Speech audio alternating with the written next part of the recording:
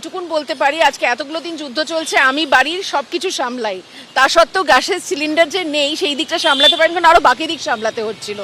কিন্তু যারা কেন্দ্রীয় সরকারি জায়গায় বসে আছেন তাদেরও নিশ্চয়ই আরও অনেক প্যারামিটার দেখতে হয়, বা এটার ক্ষেত্রেও হয়তো মানে এটা তো গ্যাস তো আর উড়োজাহাজে উড়ে আসবে না, হয়তো একটু দেরি হয়েছে।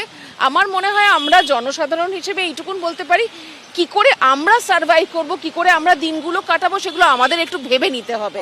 যে যা হোক করে আমার বাড়িতে সিলিন্ডার নেই, লাস্ট সিলিন্ডারে কিছুক্ষণ মানে কিছু দিন হয়তো 2-1 দিন চলবে।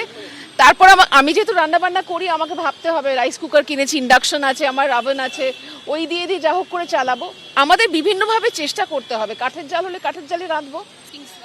আমি তো বললাম কালকে যেটা ঘটেছে, কারণ আমাদের পুরো রান্নাবান্না কালকে কাঠের জালে হয়েছে, হয়তো 2টো রান্নাই হয়েছিল এবং আমরা সবাই অনেকক্ষণ না খেয়েছিলাম। ঠিক আছে, একটু কষ্ট করব।